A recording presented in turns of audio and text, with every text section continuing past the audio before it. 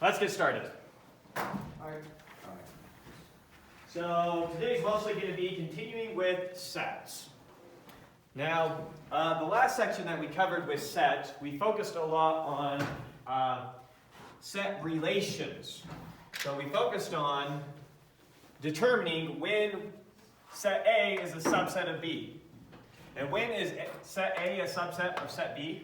When every element of A is in B. When every element of A is also in B.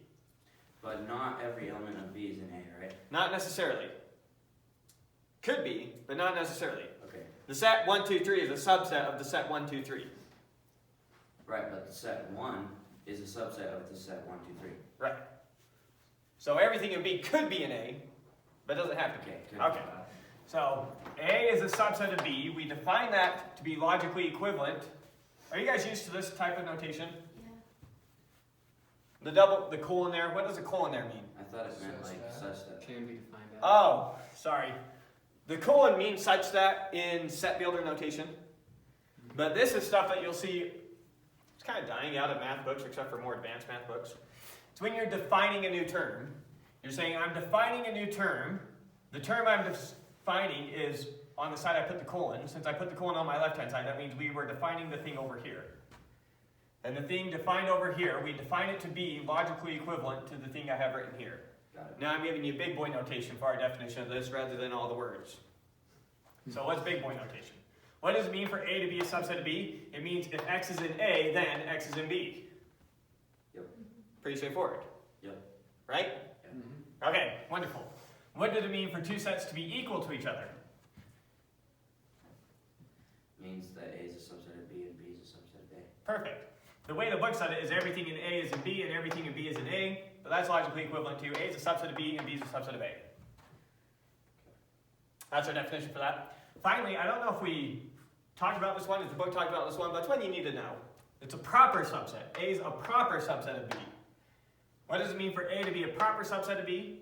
It means A is a subset of B and A is not equal to B. See. So it has to actually have less elements. Yeah, he, in the book, was saying pretty much that we mixed the subset sign with the equal sign to make it to kind of a reminder that they can be equal. Right, so this one they can be equal, this one they can't. We sometimes think about it kind of like we think about less than or equal versus just less than. Right. Good intuition. All right, so those were all relations. Notice if I say A is a subset of B, you can say true or false. Because A is a subset of B, it makes sense to call this true or false. It makes sense to call this true or false. It makes sense to call this true or false. Now we're moving to set operations.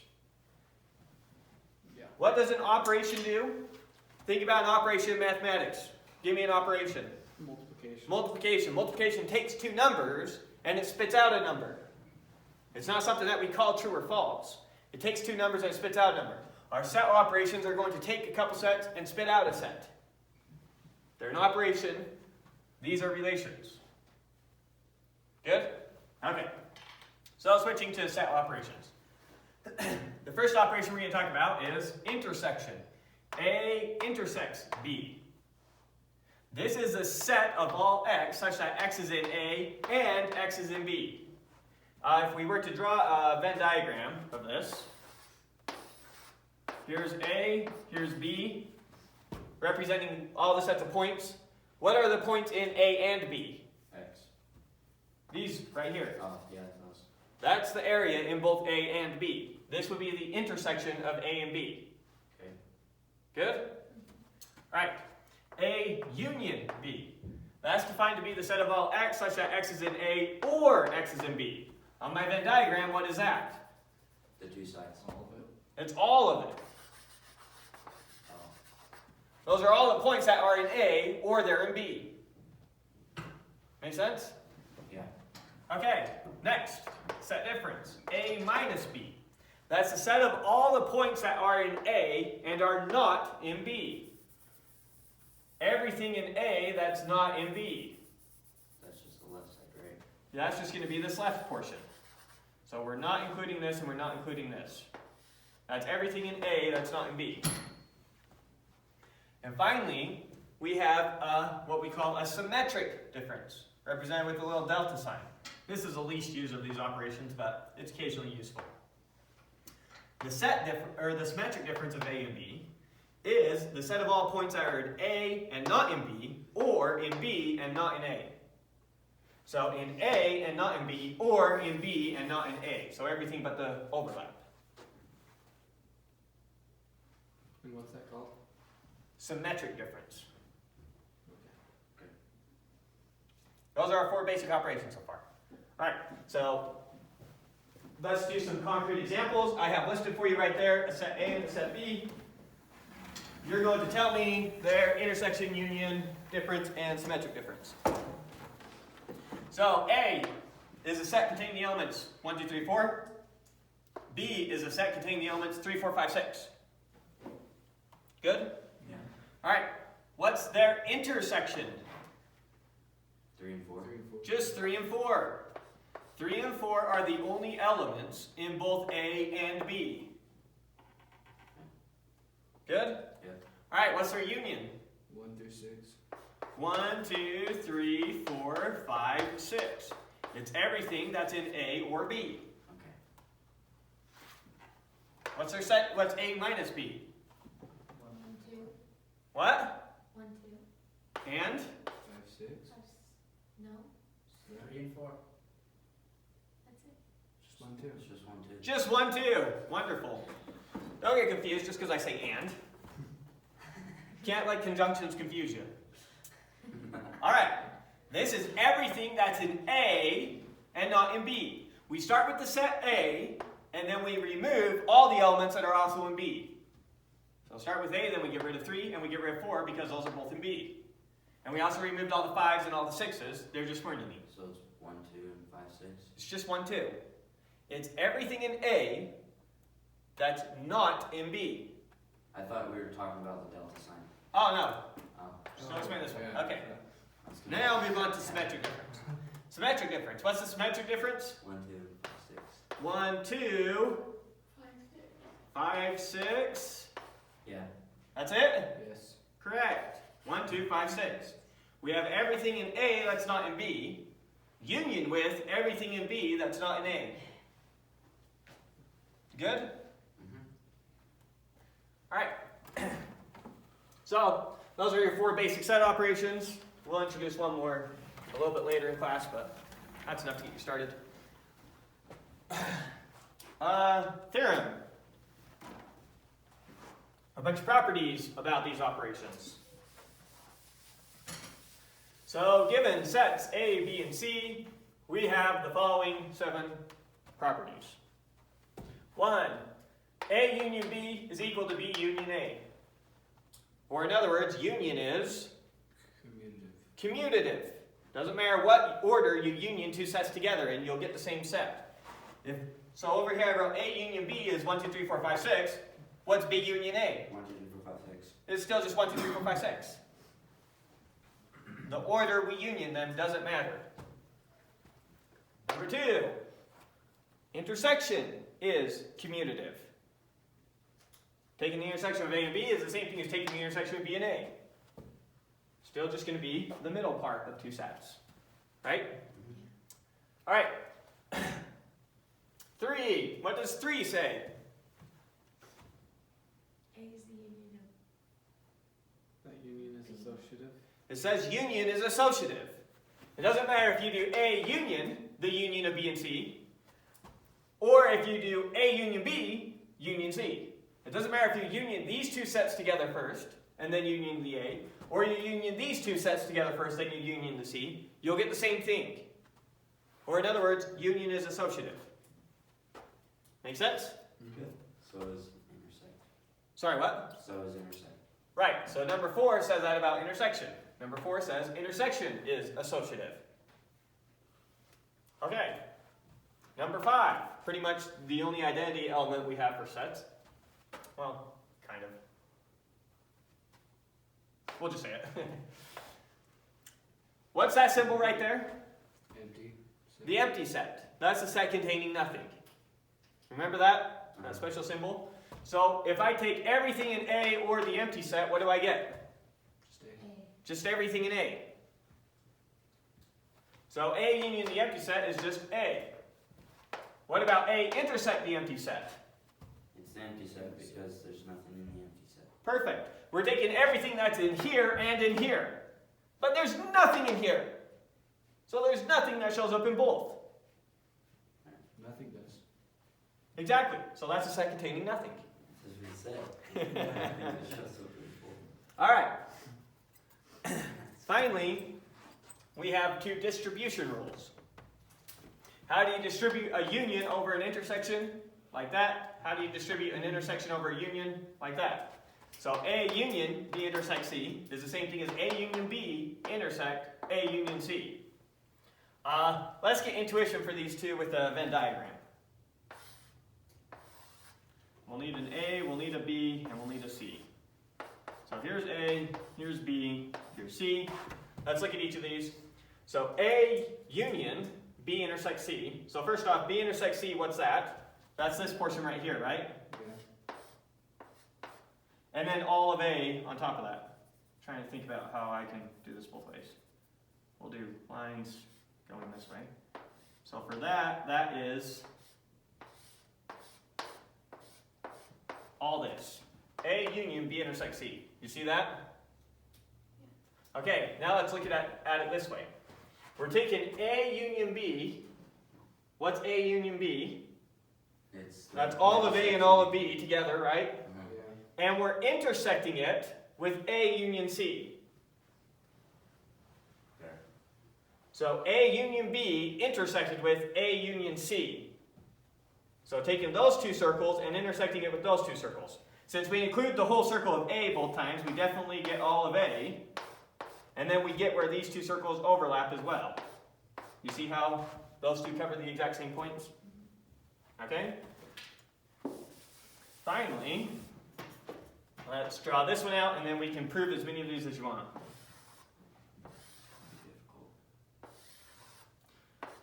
A, B, C. So this one says B union C intersected with A. So B union C intersected with A is just going to give me these points right here, right? Yeah. Everyone No. see that? Wait. Yeah. B union C isn't that B all of union and C would be both of these circles, but now we're intersecting them with circle A. B Oh. union C intersected with A. Got Good? it. Now let's look at each of these.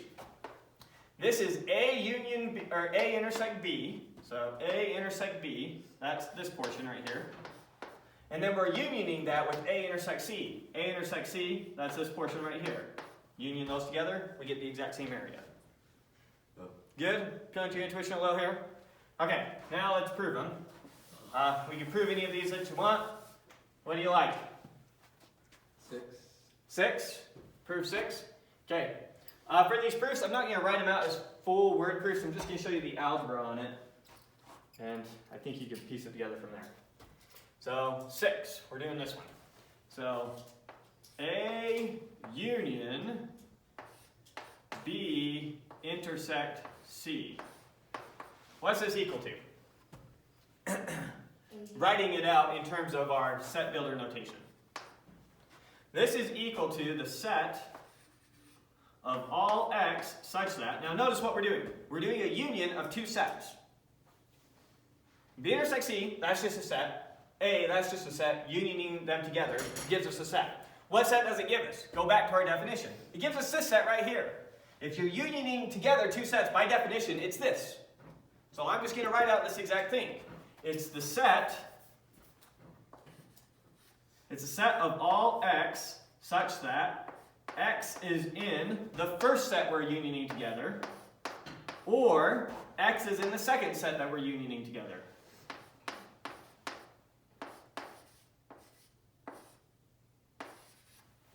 Good so far? That's a union symbol there. Yeah. Looks awful. Need more space. X in C. Okay. Or in B intersection. So that was using the definition for that union right there, right? Do you not use like parentheses around B intersect C? It's implied. X is in. You do the intersection before you do the end. Okay. But if it's not appealing to your intuition, yeah, put parentheses there and you're fine. Adding parentheses never ruins anything. But sometimes it can make it feel more messy. So it's a matter of whatever appeals best to your intuition there. Okay, now we need to use the definition of B intersects C. What's that? That's a set of all x such that x is in B and x is in C. So we've got, this is a set of all x such that x is in A, B. or, did I put a union there? I should be in or. Because we were doing the definition of union. The definition of A union some other set is the set of all x such that x is in A or x is in the other set. You meant it to be an or. You said, sorry, that's an or, not a union. Oh, did I? Yeah, you And just. then I drew it like that? Yeah. Wow, horrendous. Okay, so x is in A, or, parenthesis, x is in B and x is in C, using its definition there. What does it mean to be x? What does it mean for x to be in B intersects C? It means x is in B and x is in C. Right? Right. Hi, you miss anybody? Nope. So now, we're going to go back to our Boolean algebra, and we're going to distribute an or across an and. Remember how to do that? If I have x or y and z, what does that equal? X or Z and.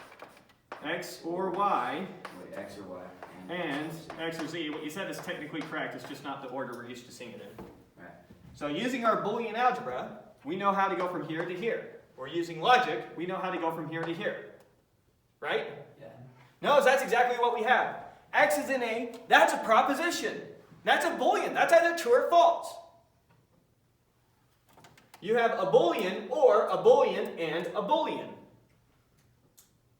You have it in this exact form right here. Does everyone see that? Yeah. That's the whole trick to understanding these proofs. You just take the proof, reduce it down to its logic, then you use what you already know about logic. For those of you who have done some more advanced math classes with me, that's why we build set theory from logic. Well, you use logic to have all your set operations well defined.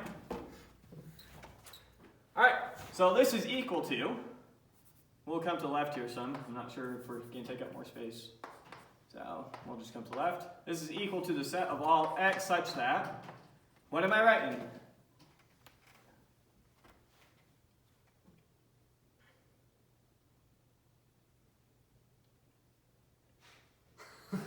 We're applying this to these propositions. So you're going A or. We need parentheses. X is an A. X is in A. Or X is in B. Or X is in B. Parentheses. And. Parentheses. And.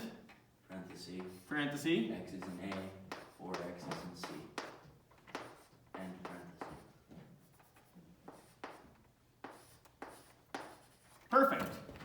And you realize X is in A is like our X proposition, X is in B is like our Y proposition, and X is in C is like our Z proposition. So we have A or B and C is the same thing as X or Y and, how do I say B and C? Sorry. X or Y and Z is the same thing as X or Y and X or Z. It's exactly what we have. Right. Don't let the fact that we have an X here and an X here confuse you. It's just a variable. You could just as easily replace that with a W. And put W here and W here. Right. Make sense? Okay. That's the hardest part of these proofs, is making those types of connections. From there on out, it's just doing exactly what it says. Okay, perfect. Now, what does it mean for X to be in A or X to be in B? Means that it. Oh, sorry, we gotta do the outer one first. Oh no, the inner one first. No, parentheses first, perfect. So I said that right. So what does it mean for X to be in A or X to be in B in terms of our sets? They're union. A and B is union. So X is in what? I can replace this whole parenthesis thing with what? A union B. X is in A union B. You have to do the Yeah, it's got to be X such that conditions. True or false things, true or false things. Okay. So it's a set of all X such that X is in A union B, and X is in A union C. Right? Yeah. Everyone follow that?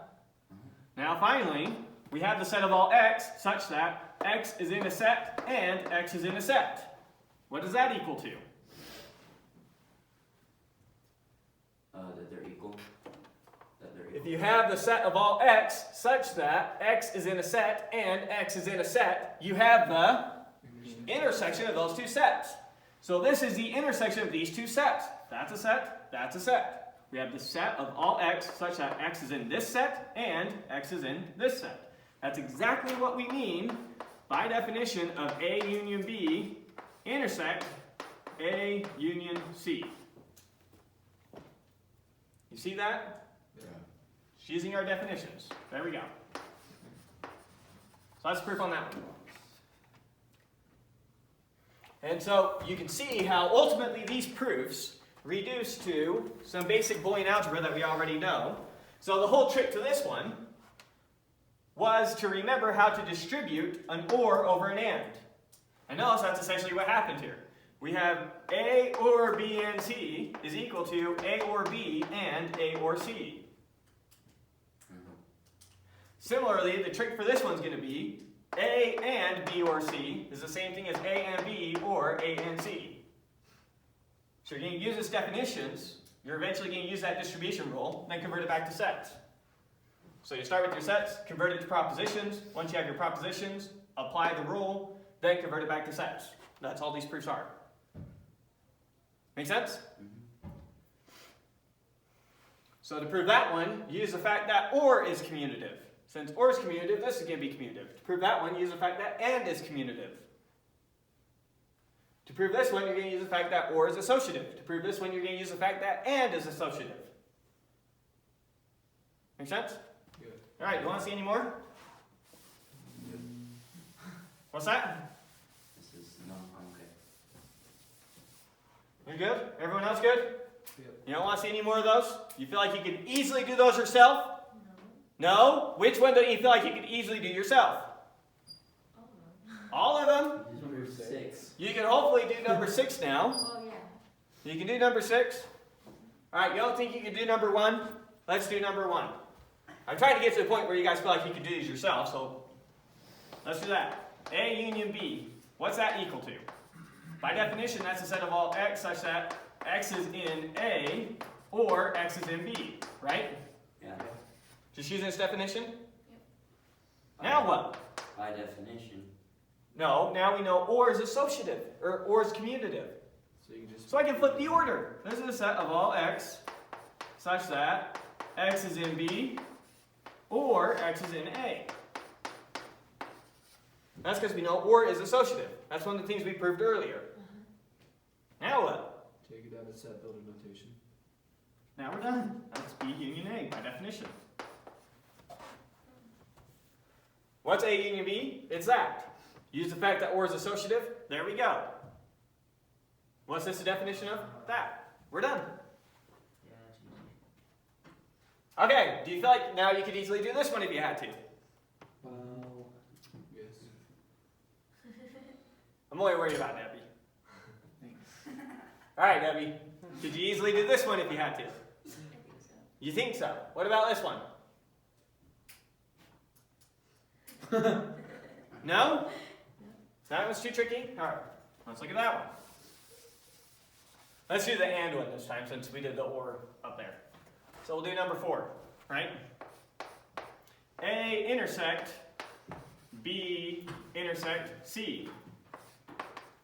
What is this by definition? It's a set of all X such that X is in the first set we're intersecting and X is in the second set that we're intersecting. Right? So this is, tell me what to write. X is in A, and X is in B or C. B intersects C. Oh, Right? yeah. Okay, now we need to apply the definition to that. What does it mean for x to be in B intersect C? So this is equal to the set of all x such that x is in A and X is in B or C. x is in B and x is in C. Sorry, I forgot my parentheses, my braces. Right? Would you be okay if we skipped the second step and just did all the first one? Did X No. be? Okay. Because I want you to make sure that you understand that we were just talking about a set intersected with a set. I need to make sure it's clear to your mind that this thing right here is still just a set. And the first step makes that very clear to me that you understood that. For your first homework. 2 weeks from now, no, I don't want you to bother with all these steps. And I'll be fine with you just making leaps from this to this all the time, without even bothering with all the algebra. So we'll bother with all the algebra just once. Okay, now what are we going to do? We have a proposition and, parenthesis, a proposition and a proposition. We essentially have x and y and z, where x, y, and z are propositions, right? Mm-hmm. What are we trying to get? Trying to prove they're associative. We're trying to prove they're associative, so we're trying to move those parentheses right there. We want to be x and y and z. How do we go from here to here? We just did. You just do. We know that and is associative. We already know that we can just go back and forth between these however we want. We already proved and's associative. So if we apply that to this, that means this is equal to the set of all x such that, parenthesis, x is in A and x is in B, perfect, and x is in C, and set, right? Not quite, we gotta go back now to our definitions. So this is equal to the set of all x such that x is in A and x is in B. That's the same thing as x is in A intersect B. And then we have and x is in C. And then definition of that, that is, we have the set of all x such that x is in that set and x is in that set. That's A intersect B. That's our first set intersected with our second set. There we go.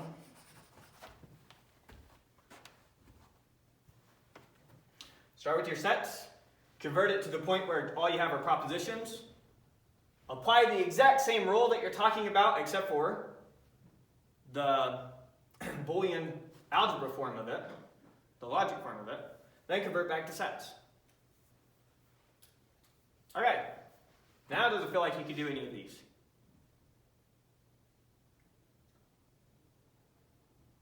Like if I were to give you this on a test, what's the last one you'd want to see?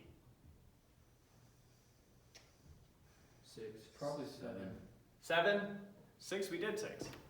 Yeah, but the last one you want to see. Alright. Well, 6 and 7, we already did. They're the same thing, you just switch the ands with yours. So, here we have number 4, right? Mm-hmm. Should we do number 3 really quick? That's easy. Replace that with a union. Replace that with a union. Replace that with an or. Replace that with a union. Replace that with a or. Replace that with a or. Replace that with a or. Replace that with a union. Or. Union. Union. Okay. That was tough. And so you can get 7 from 6 the exact same way. But what about 5? What about 5? Which one? The first one or the last one? Just 5.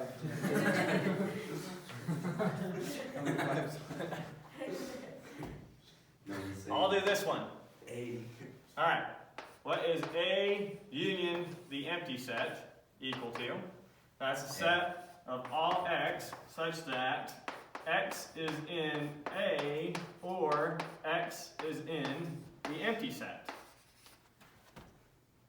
Which is equal to the set of all x such that x is in A or x in the empty set is always Empty.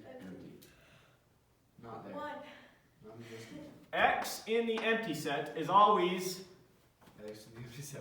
What can we call that whole thing? The empty set. X in the empty set. This whole thing right here. Just call it. Is that equal to the empty set? Oh, No. is it equal to A? Well, it depends on It's the a subset of A. Is that an operation or is that a relation?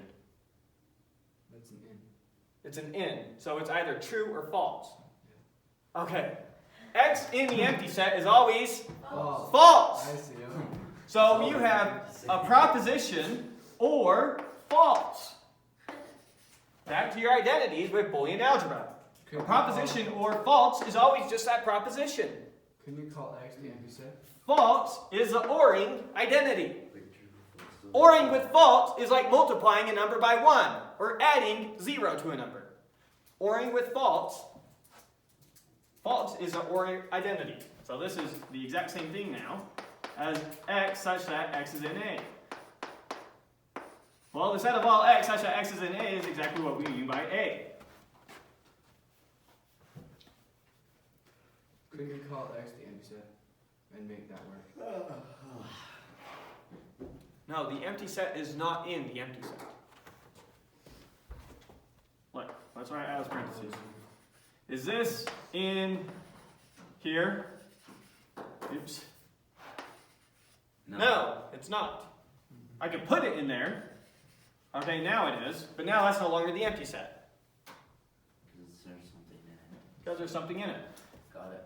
Set theoretical definitions. This is 0, this is 1. 1 and 0, very different things.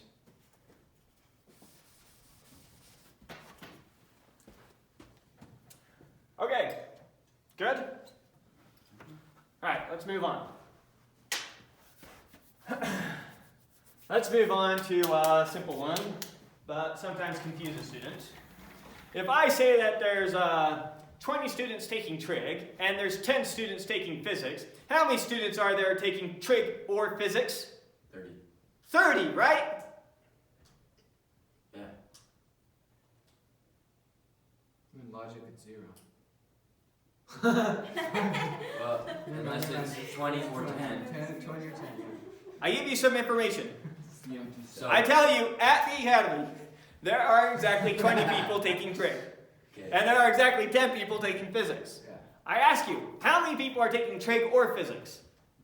10 or 20. 10 or 20? 15? It's 30, is it not? It's 30. How is that not obvious? It's Well, 30, right? You sure? I ended them. That's why I got 0. The answer is we can't answer the question. We don't have enough information. How do we not have enough information? What if everyone who's taking physics is also taking trig? Then there's only 20. You see the problem? Oh. If all 10 physics students are also taking trig, and there's 20 trig students, how many students are taking trig or physics? 20. 20. Everyone see that? Yeah. On the other hand, if I tell you no students who are taking physics are also taking trig, then how many students are taking trig or physics? 30.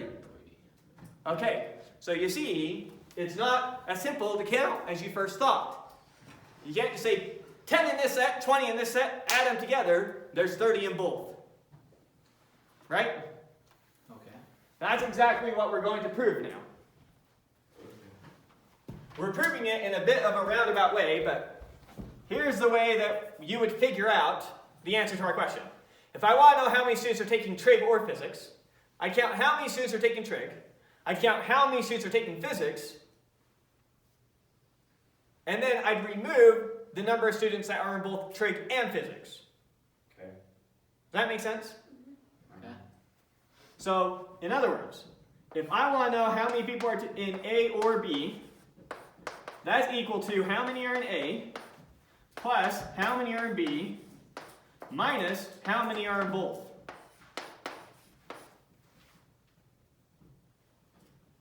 Okay. Draw it with a Venn diagram really quick. Here's A, here's B. How do I get the size of A union B? I get the size of A, which counts all of this, right? And I get the size of B, which counts all of this, But the problem is I counted the overlap twice now. And so now I need to remove one of the overlaps. I see.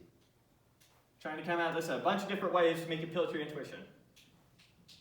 Alright. Makes a lot of sense. Let's look at it with this very concrete example over here, where A has these 5 elements, B has these 6 elements, and their overlap has 2. So how many are in A or B? Come on. 9. 9 is equal to, how many are in just A? 3, 4, 7. How many are in the set A? 5. 5. How many are in the set B? 6.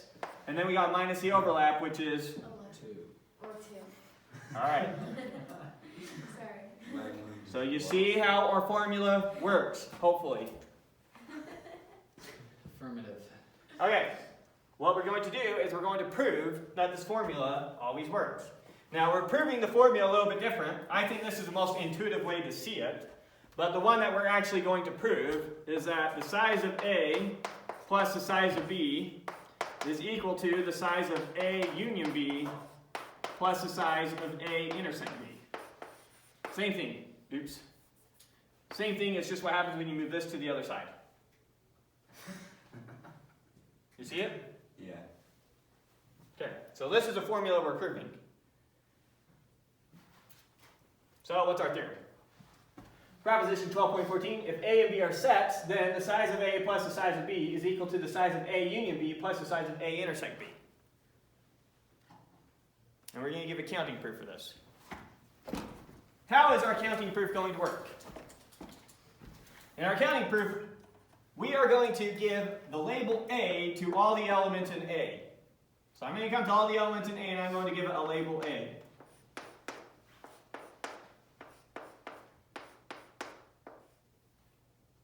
Okay? And I'm going to come to all the elements of B and give it a label B.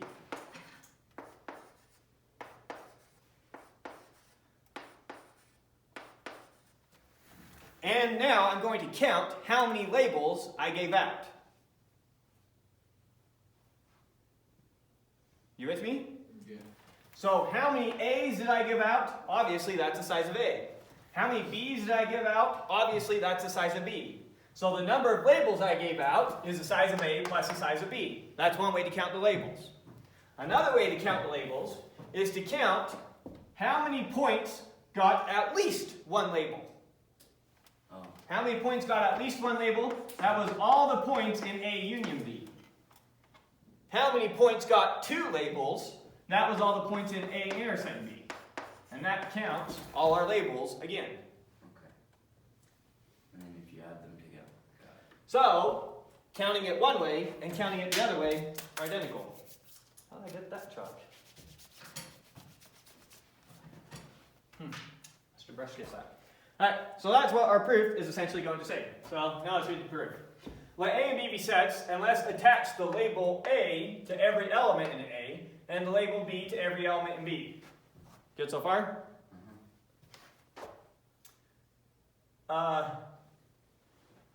Maybe when I say the label A, put parentheses around it so that you don't think I'm talking about a set. And the label B to every element in B. Okay, how many labels have we assigned? On the one hand, we assigned the size of A labels to A, and the size of B labels to B. Right? We gave everything in A, the label A, everything in B, the label B, for a total of the size of A plus the size of B labels. Right. Remember follow that? Yeah. Okay, next. On the other hand, we assigned at least one label to all the elements in A union B. We gave everything that was in A or B at least one label, maybe 2, but at least one label. And an extra label to all the elements in A intersect B, for a total of the size of A union B plus the size of A intersect B labels. Then, since the size of A plus the size of B and the size of A union B plus the size of A intersect B count the same thing, they are equal. Counting proof. Follow that? Okay. Now we'll do some concrete examples with that.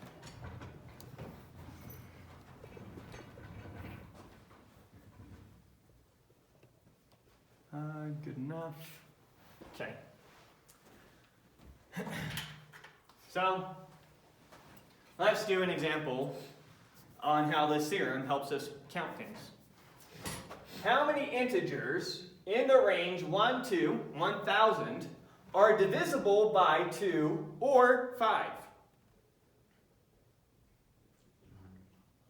100? That was quick. Not right, but it's quick. By 5. Divisible by 2 or 5, not 2 and 5. Right. Right? Right. So count the numbers. 1, 2 is, 3, 4, 5 is, 6, 7, 8 is. I missed 6. I missed 4. Missing lots of them because I was thinking about the 5. Lots of them. How are we going to make sense of this? How are we going to count these things? Do all the evens between 1 and 1,000 because evens are divisible by 2. Right. And the 5s are simply just count because it's like all the 10s. But some that are divisible by 2 are also divisible by 5. And so you'll accidentally double count. Right, but then you just do it like that. But then you just do it like that. Alright. So you're on the right track. So there's 205. So we're going to make A the set of all the x between 1 and 1,000 that are divisible by 2. And we're going to make B the set of all the x between 1 and 1,000 that are divisible by 5. Right? Good so far? What's the size of A? 5. What? 500. Yeah, I was gonna say 500. So 500? Are you sure? What? He's saying that the size of A is 500. Yeah. That makes plenty of sense. And the size of B is 200. Doesn't make too much sense though. There's got to be a trick to it, right? No, there's not a trick. There's no trick. It's Yeah. 500. Pretty straightforward. Yep. 1's odd, 2's even. 3's odd, 4's even. 5's odd, 6 is even. Exactly half are going to be even. Right. Right? And then B is 200. And then B is 200. How did he come up with 200? Because there's 100 20 tens. times. So, or you can go like 20 times 5 equals 100. So 200 times 5 equals 1,000. Therefore, they're divided by 5. Every fifth element is divisible by 5. 1, 2, 3, 4, 5. 6, 7, 8, 9, 10. 11, 12, 13, 14, 15. Who's divided? So 1/5 the numbers are divisible by 5. So 1,000 divided by 5 is 200. 200. Okay, so the size of A is 500, the size of B is 200. Now we're looking for the size of A union B. We want to know everything that's divisible by 2 or divisible by 5. We want the union of these two You sets. subtract 100 then. So subtract 100 from their sum, Right. which is exactly what our formula tells us to do. Our formula says the size of A union B is equal to the size of A, 500, plus the size of B, 200, So minus the size of A intersect B. What is A intersect B? it's 100. It's all the numbers divisible by 2 and 5. If you're divisible by 2 and 5, what are you divisible by? 10. 10. And how many numbers are divisible by 10 between 1 and 1,000? 1/10 of them, or 100. And so the answer is 600. 600. Might be a little surprising, I don't know. That's cool. I thought it was going to be hard. Yeah, if you just sat there and tried to reason about that for a second, you might be stuck for a while. Now you know how to count how many numbers are divisible by 2 or 5. Look at you guys, growing up so fast. Alright, so that's an example of the types of problems you'll be expected to do over and over and over again. Right? Get bored of those. They'll be so easy for you. Okay, some more definitions. Sets A and B are disjoint, provided that their intersection is the empty set. In other words, two sets are disjoint if they don't have any elements in common. Okay. Make sense? Another way we often say that is mutually exclusive. Those two sets are mutually exclusive. So like a set of evens and a set of odds. The set of evens and the set of odds are mutually disclusive. I don't know if we've proven that, but Makes sense. I think we did. If it's even, it can't be odd, and if it's odd, it can't be even. I think we proved that. Yeah, we did. Maybe it's a homework problem. Anyways, So that's what it means for sets to be disjoint or mutually exclusive. Now, the collection of sets, A1, A2, A3, A4, A5, A6, all the way to AN, however many sets you want. So some collection of sets are called pairwise disjoint, provided that for any two sets you grab out of the collection, call it the ith one and the jth one, their intersection is the empty set. Where I is some number between 1 and n, and j is some number between 1 and n, where j and I aren't the same number. Dense notation, but what it's saying is really simple. All it's saying is that all these sets taken as a group together don't have any elements in common. If there's an element in the first set, it doesn't show up in any of the other sets. If there's an element in the second set, it doesn't show up in any of the other sets. Okay. Now, this notation seems a little bit dense. I think you can understand the definition without this notation, but because you need to learn to understand dense notation, we're also going to take time to make sure you understand the dense notation. Because we need to be able to use subscripts of I and j all the time and not have that throw you for a huge loop here. Okay, so let's wrap our heads around just the notation for a second. Give me some number n. So I'm saying for some collection of sets, A1, A2, all the way up to AN, give me some n. 20? That's kind of big. I don't want to draw out that many. Okay, 6. Alright, so we have A1. We have some collection of 6 sets. Doesn't matter what the sets are. They're any 6 sets you want.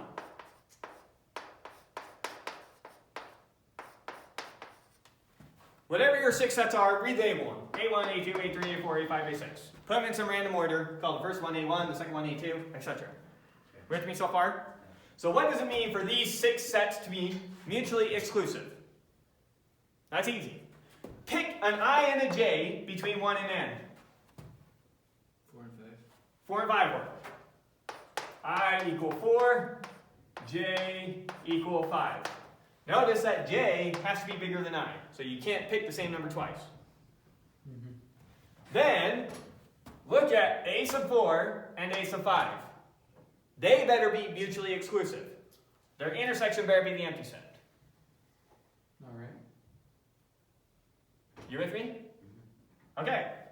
And we're saying this for any I and j between 1 and n. So you can pick any combination of I and j, and it better satisfy this.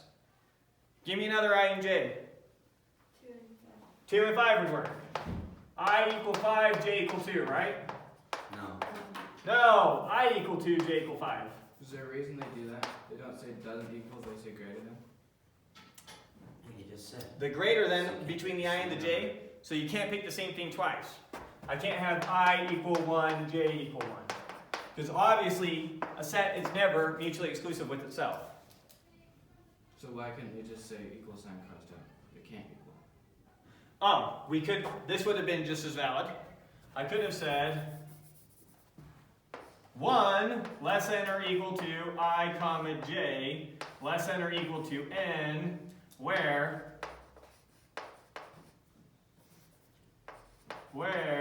I is not equal to j.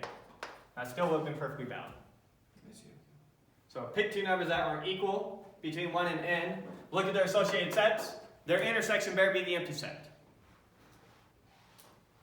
As long as that's the case for any I and j you choose, then we call the whole collection of sets pairwise disjoint. So a whole collection of sets is pairwise disjoint if for any two sets you pick in a collection, their intersection is empty. The intersection of those two, empty. Those two, empty. Those two, empty. Those two, empty. That's what it means for the whole collection to be pairwise disjoint. You with me there?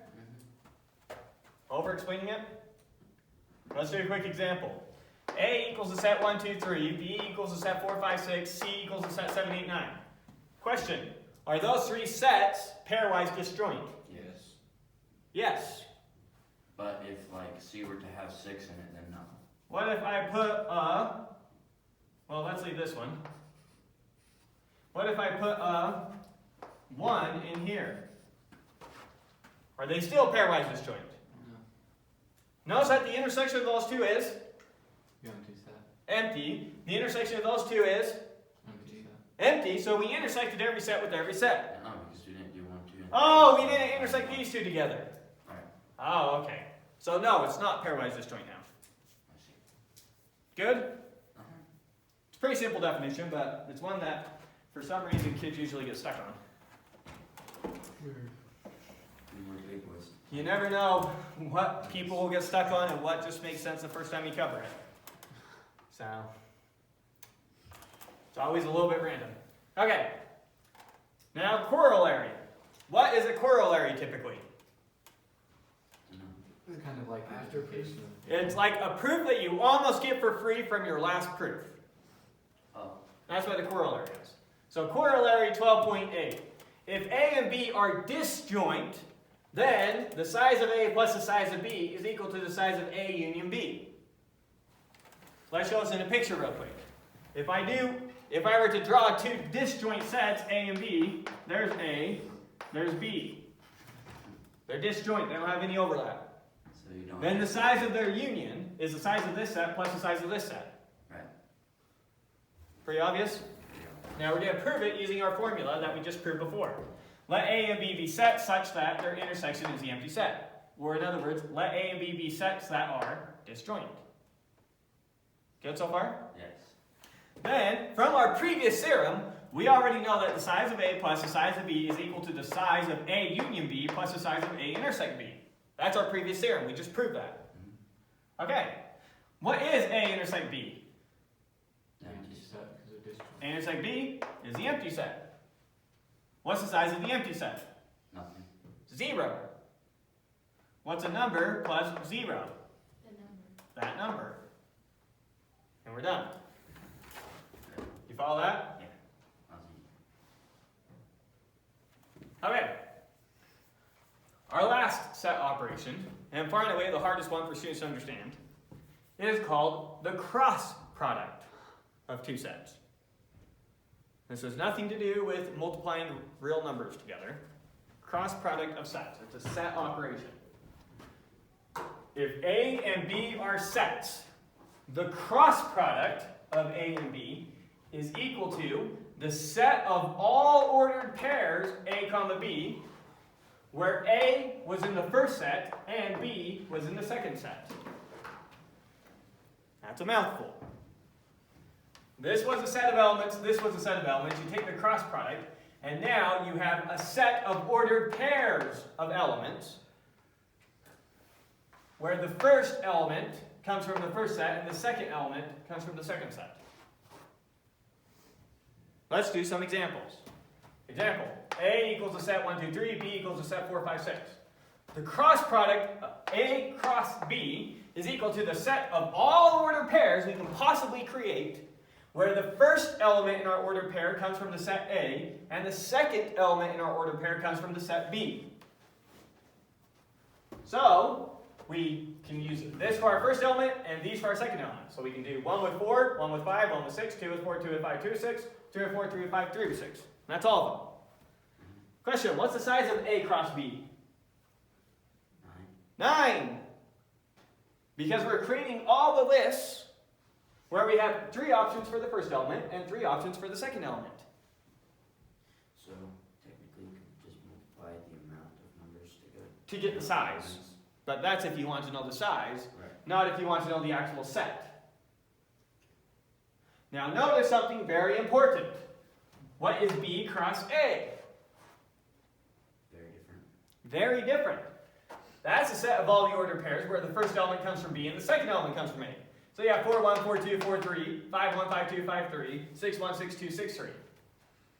That's a very different set.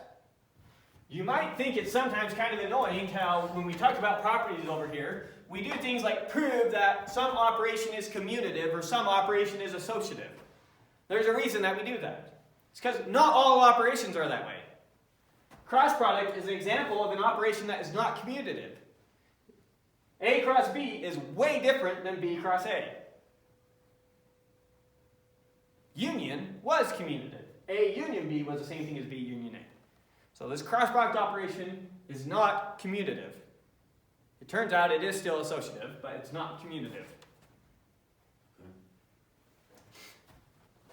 As a homework problem, you will prove that the size of A cross B is equal to the size of A times the size of B. And hopefully you already have good intuition on how to do that. You're creating all the ordered pairs where you have the size of A options for your first element and the size of B options for your second element. Right? Okay. Now, De Morgan's law.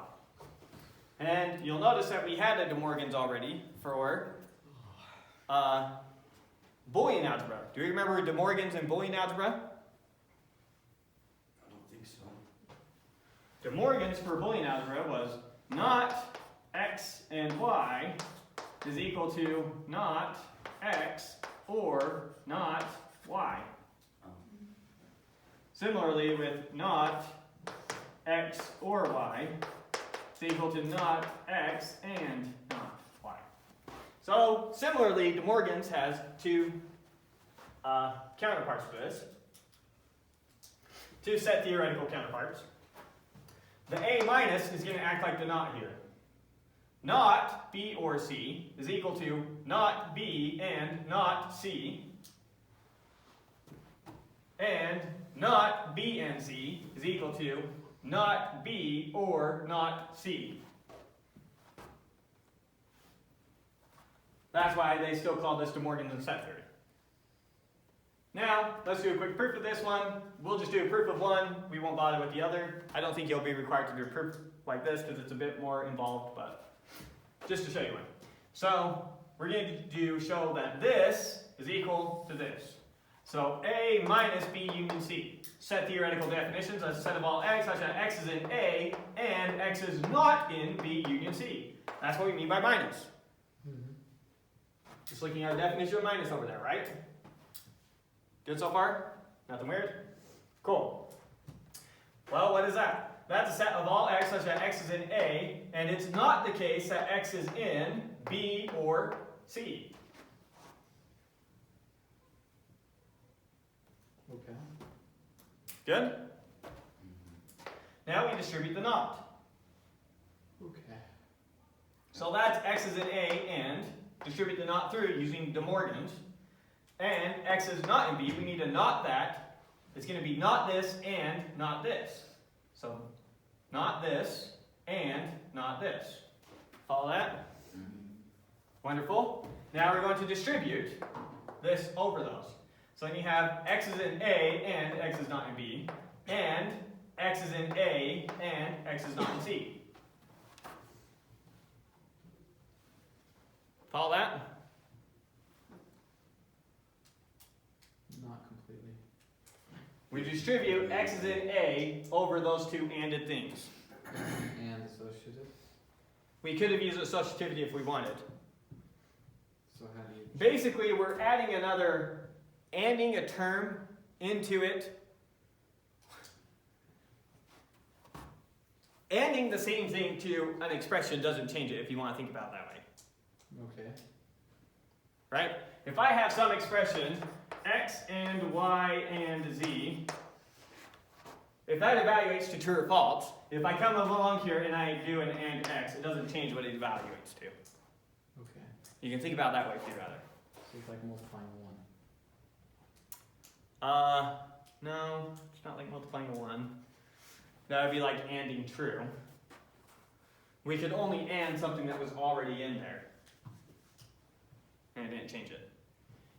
If I say Jeremy went to the store, and Jeremy went to the store, and Jeremy went to the park, saying and Jeremy went to the store the second time was completely redundant. It had no information. Okay. So you can and the same proposition as many times as you want, and it doesn't change the proposition.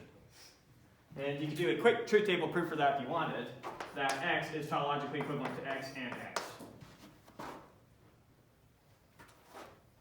Okay, so whatever helps your intuition the most, stick with that. So we have x in A and x not in B right there, and we have x in A and x not in C right there. Good? Yeah. Now, what does it mean for x to be in A and x not in B?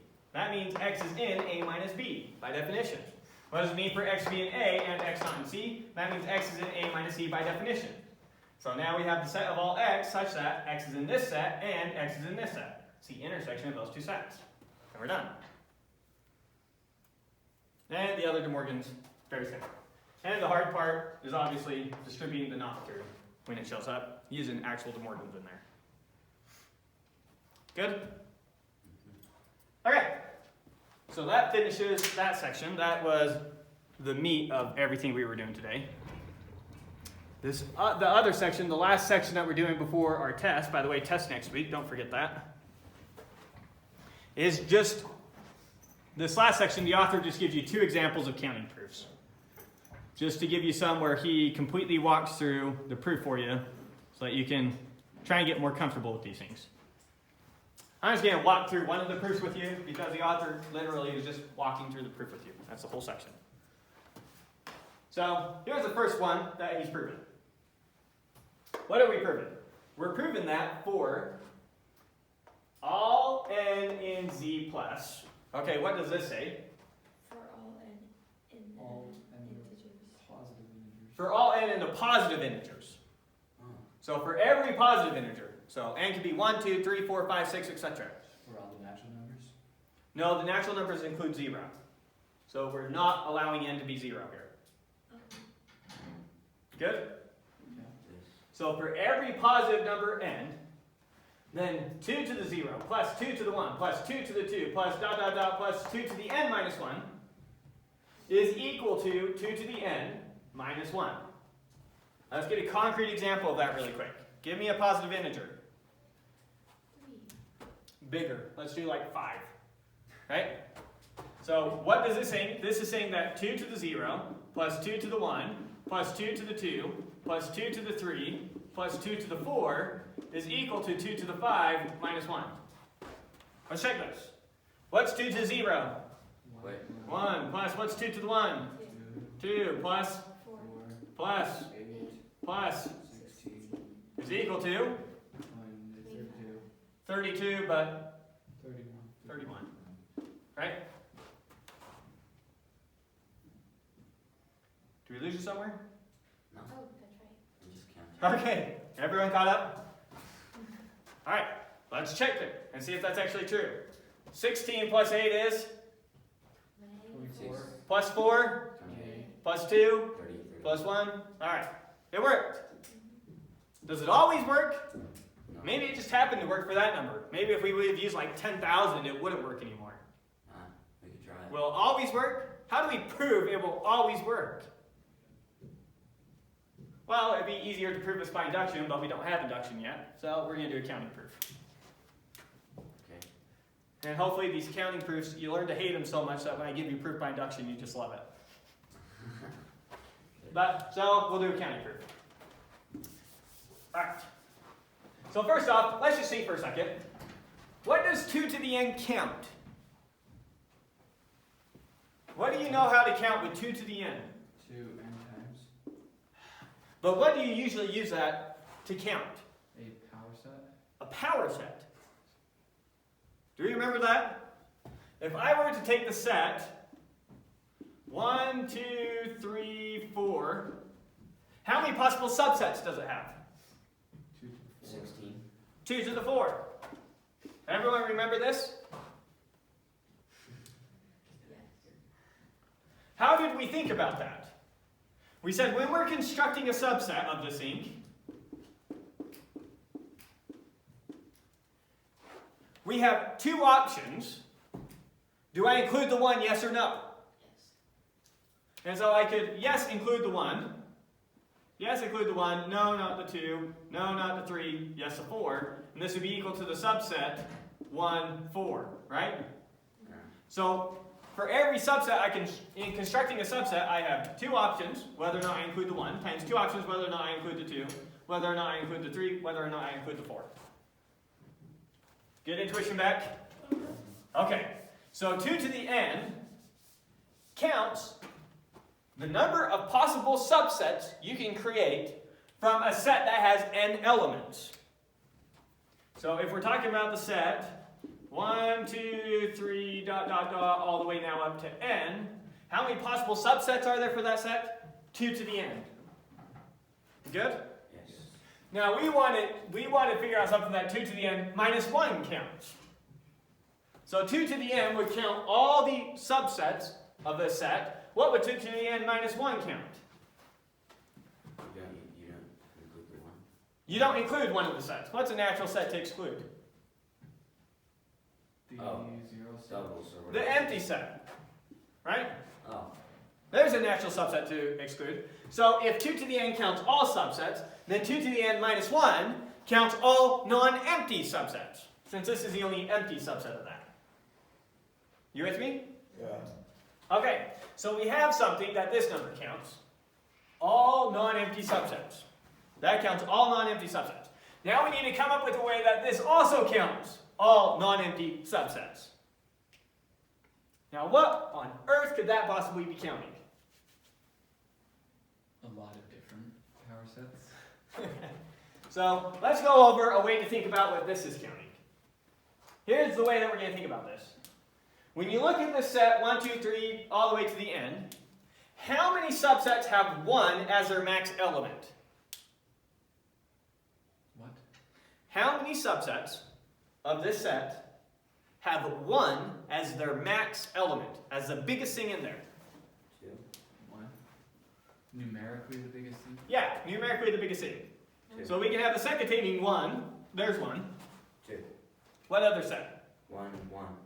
That's the same set. Oh yeah, okay. This is the only subset of this set that we can create where its max element is 1. Okay. You with me? Yeah. Yeah. How many can we create where the max element is 2? 2 of them. Tell me what they are. Oh. 1 One and 2. and There's two. just 2. 1 and 2, common, and just 2. Are there any other ones? How many can we create where the max element, we won't bother with this one. How many can we create where the max element is 3? 3. 3, tell me what they are. Wait, yeah, 4. 2 to the 3. Tell me what they are. 1, 3. 1, 3, 1, 3, 2, 3, 2, 3. 1, 2, 3. I hate 3s. What's next? 1, 2, 3. 1, 2, 3, And just 3. and then just 3.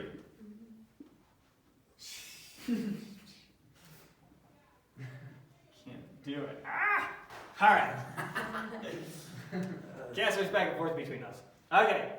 Notice there were 2 to the 0 of these, 2 to the 1 of these, 2 to the 2 of these.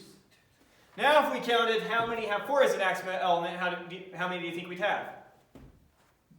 2 to 3. 2 to 3. 8 of them, right? 2 to the 3.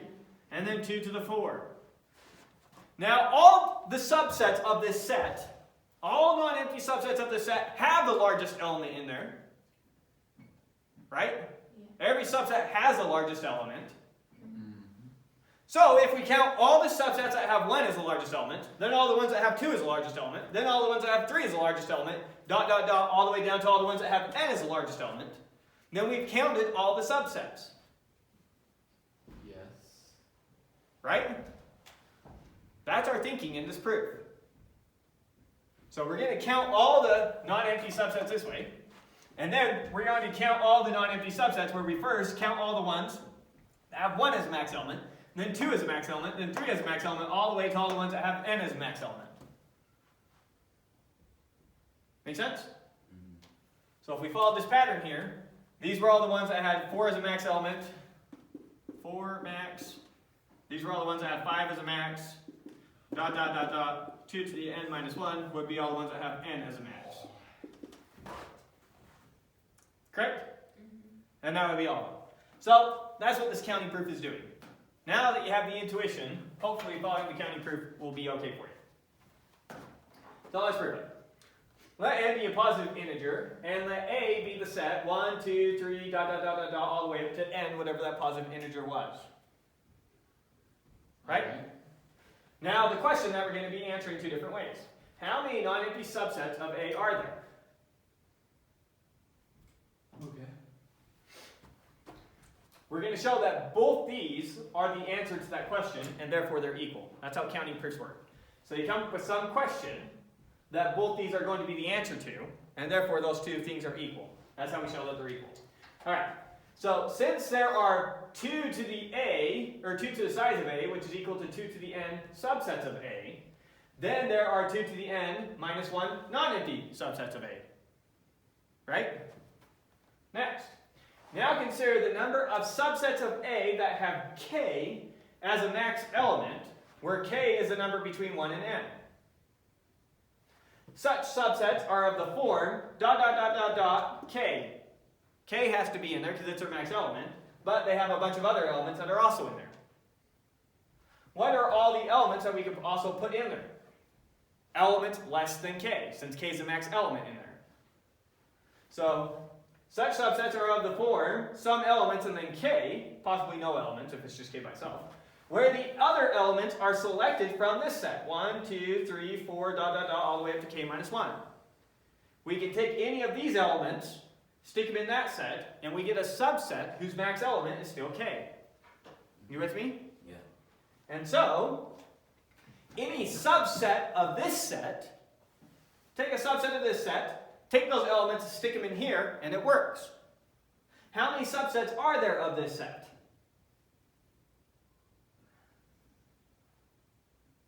K squared, or 2 to the power of k. 2 to the k minus 1. Okay. So, since there are 2 to the k minus 1 ways to finish this set, in other words, there's 2 to the k minus 1 subsets of this thing, take one of those subsets, stick them in there, that's how you finish that set. So since there are 2 to the k minus 1 ways to finish filling in the subset that has k as a max element, then there are 2 to the k minus 1 subsets with k as a max element. Which is exactly what we said over here. If your max element is 5, there's 2 to the 4. If your max element is 3, there's 2 to the 2. If your max element is k, there's 2 to the k minus 1. Got it. Okay. Then, adding up all the subsets with 1 as an max element, then 2, then 3, then n, gives us 2 to the 0 plus 2 to the 1 plus 2 to the 2 plus plus 2 to the n minus 1, which also counts all the non-empty subsets. Therefore, 2 to the 0 plus 2 to the 1 plus 2 to the 2 plus 2 to the n minus 1 is equal to 2 to the n minus 1. Follow that? Now, this notation here is horrendous notation. We don't want to ever have to use notation like that again. This ... nonsense where we expect you to see the pattern. We want to be able to write out exactly what the sum is. So you're going to need to get used to this summation notation. So I am going to rewrite this exact statement again right here. What are we saying?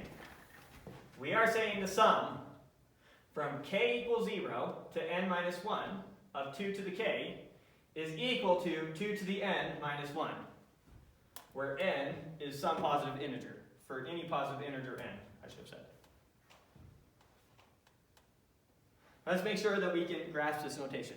Pick an n for me. 7. So we're saying that the sum from k equals 0 to 6, n minus 1, of 2 to the k is equal to 2 to the 7 minus 1. That's what this statement is saying in the case for n is 7. Let's expand this out to remind ourselves how to expand this out. What is the sum from k equals 0 to 6 of 2 to the k? You remember how we do this? First we plug in the 0 for k. So this is 2 to the 0 plus, then we plug in the 1 for k.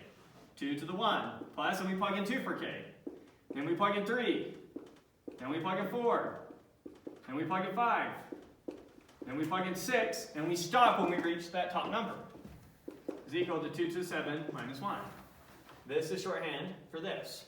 You follow that?